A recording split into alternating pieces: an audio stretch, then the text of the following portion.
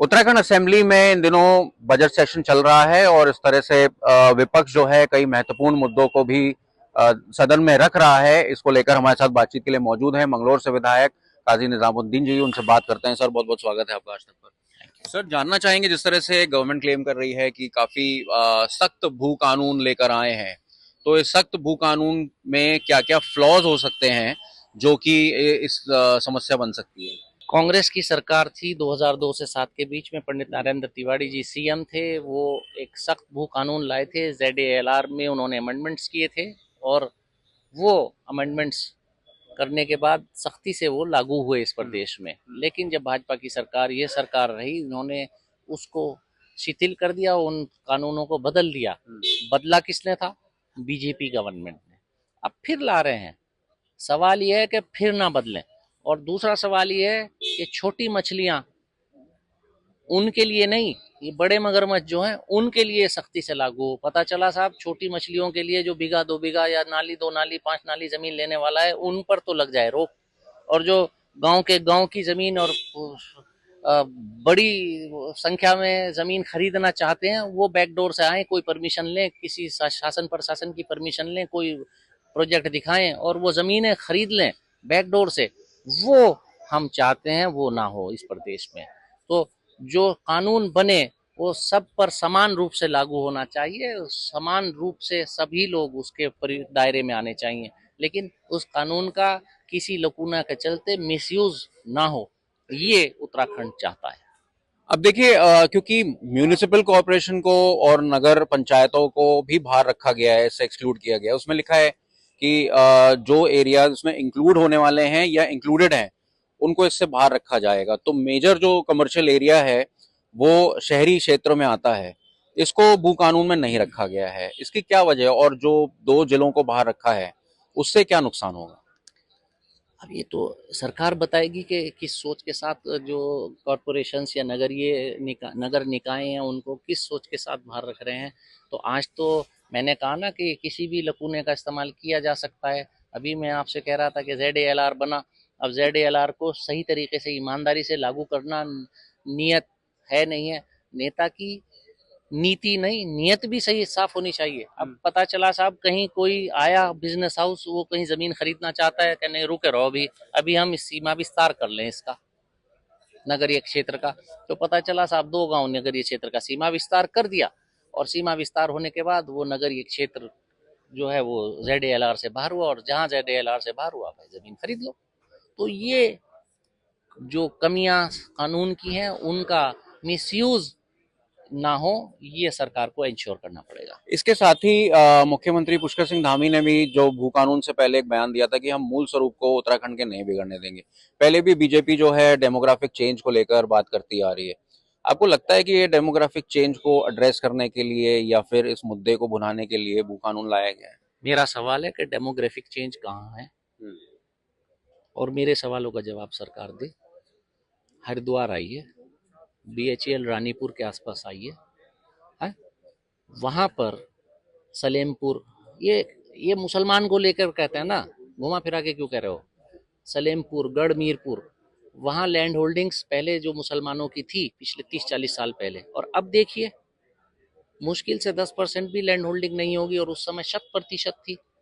अब आइए आप ढंढेरा में, जहाँ के मुसलमान नगर का वहाँ प्रधान हुआ करता था, आज पहाड़ी मूल का व्यक्ति वहाँ पर चेयरमैन है। हम स्वागत करते हैं इसका, हमें कोई दिक्कत नहीं। ये डेमोग्राफिक चेंज क्या है? कौन सा डेमोग्राफिक चेंज है? आप बताओ ना, आप कौन सा डेमोग्राफिक चेंज है?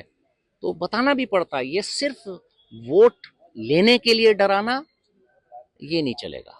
ये वोट से डराना, इससे ये 370 लगा दी, धारा 370 लगा दी, लगाइए। अब धारा 370 अगर कश्मीर में हटती या लगती है, हटा दी, तो उत्तराखंड के किसी व्यक्ति के जीवनचर्या पर क्या फर्क पड़ा? 3 तलाक का कानून ले आए। मुझे बताइए कि उत्तराखंड में पिथौरागढ़, चंपावत, उत्तरकाशी के किसी रहने वाले की सेहत पर क्या फर्क पड़ा? UCC लाए साहब, UCC आ रहा है, UCC आ रहा है। UCC आने से उत्तराखंड के एक सामान्य व्यक्ति की जिंदगी पर क्या फर्क पड़ा, मेरा सवाल है। हाँ, जो हमारी संस्कृति में नहीं है वो अब प्रोत्साहित होंगे लिव इन रिलेशनशिप के लिए।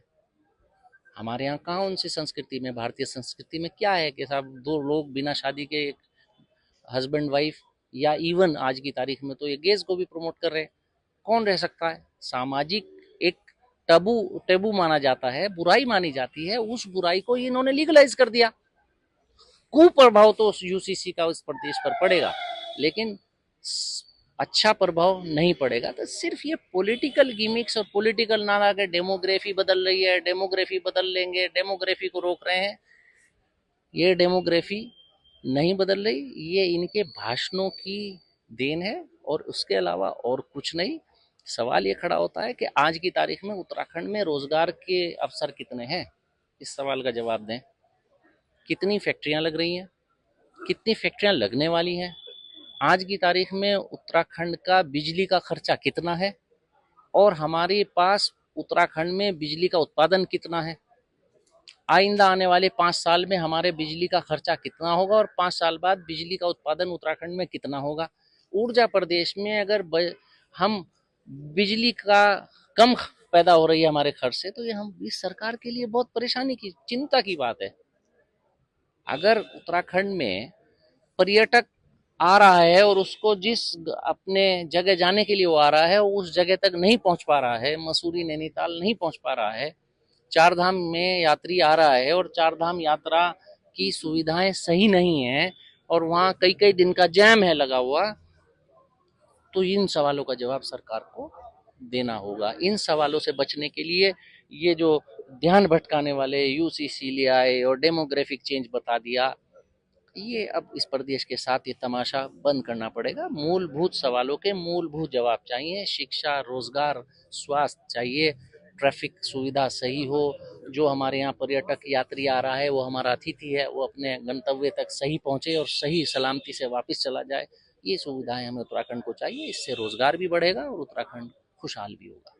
आपने ऊर्जा प्रदेश की बात की और ऊर्जा प्रदेश में अब स्मार्ट मीटर लग रहे हैं। स्मार्ट मीटर में हमारे सामने कुछ चीजें सामने आई थी जिसमें कि एक कंपनी है और वो कंपनी बिहार में भी उसका नाम आया था एक प्रिंसिपल सेक्रेटरी को रिश्वत देने के आरोप में। उस प्रिंसिपल सेक्रेटरी पे ईडी की रेड पड़ी थी और उसको अरेस्ट किया गया था। अब उसी कंपनी को उत्तराखंड में टेंडर दिया है स्मार्ट मीटर का। आप इसको कैसे देखते हैं? अब ये सारी चीज़ें जांच का विषय है। इसी वजह से हमारे विधायक, कांग्रेस विधायक दल इस स्मार्ट मीटर की परेशानियों को लेकर यहाँ लाए थे।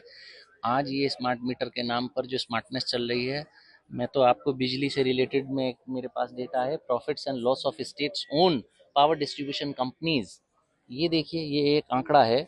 और उत्तराखंड 2021-22 में जो उत्तराखंड की पावर डिस्ट्रीब्यूशन डिस्कॉम है उसका 21 करोड़ रुपए का डेफिसिट है और आज की तारीख में 2000 अगले साल वो डेफिसिट हो जाता है 1224 करोड़ रुपए। 1200 करोड़ रुपए एक साल में डेफिसिट आना, मतलब 21 करोड़ से 1224 आना सोच से परे है। कुछ तो कमी है,